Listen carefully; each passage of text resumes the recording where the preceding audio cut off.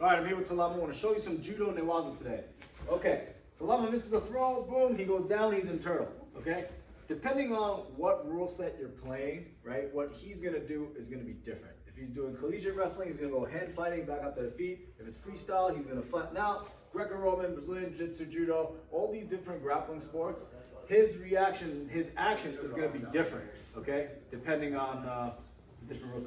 But in judo, it's in his best interest, clapper, to keep as tight as possible. Okay, he's gonna have a wide base. He's gonna be protecting his neck and arms. So for me to go juju off the bat, choke off the bat, is gonna be very difficult. And if I feed my hand down, if he catches his hand, it's gonna be very difficult. And if there's no forward progression, 1, 2, 3, 4, 5, the ref says mate, back up to the feet. So I don't want to give him access to my hands right off the bat. Okay, so instead of coming up here, I'm gonna go across and grab the lapel. I'm gonna pull the slack across the stomach. Can you sit up for a second? Right, cross lapel. I'm gonna go deep pull. I'm gonna jump to the other side and I'm gonna block his knee with my leg, okay? If you look, I'm gonna block my shin right along his leg. I'm not gonna take him over to the side this way, okay? Because he has a very strong base going side to side. It's gonna be very difficult to take him side to side. I'm gonna fold him over along the line of his leg, okay?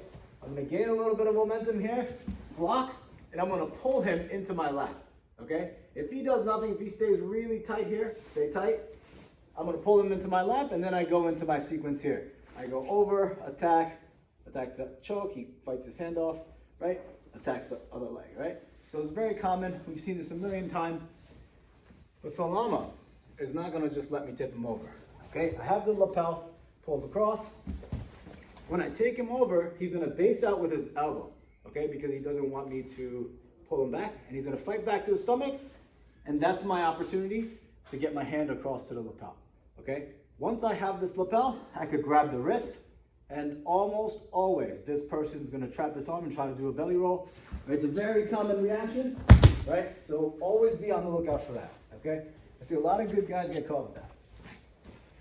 Cross lapel, I sit him, he comes up, lapel, wrist. I could go simple Kuriari Jime choke.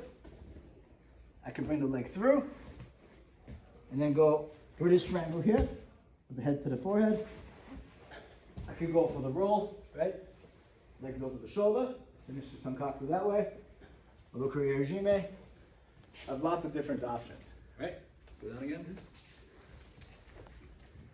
The important thing to note about the sequence, it's not just one sequence that's always going to get you the right reaction. Okay, you have to be able to adjust.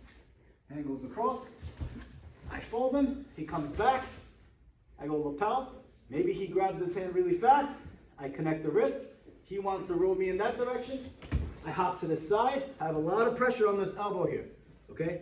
My hips are off the ground, I can try to fish this arm out if I can, that's great. If I cannot, I climb up, I put my knee on his wrist. Knee on his wrist. He said, can you come around his way? Right, control the wrist, and now I have one hand free to attack his neck for Hadaka. Okay, those are some options, right? Let's see again. Miss a throw, boom. If I could sit him, great, right? I go over, wrist, if he fights back, cross lapel, immediately go British triangle, right? Oh, there's my juju as well. Right, lots of different options for me to attack Salama. Right? The worst thing we can do though is letting him settle down into this position with everything tight and just looking for a choke. Okay? There are still options. Sometimes he's tight. I could drive a knee, leg over the head. Okay, notice my trap of the shoulder, and I could climb up. Okay, that's something that you can potentially do. It's a lot of different techniques, but the most important thing I found doing judo newaza is when you miss a throw, this person's gonna be really tight.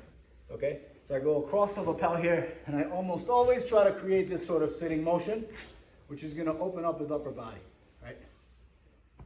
And then I could attack my newaza sequence. Los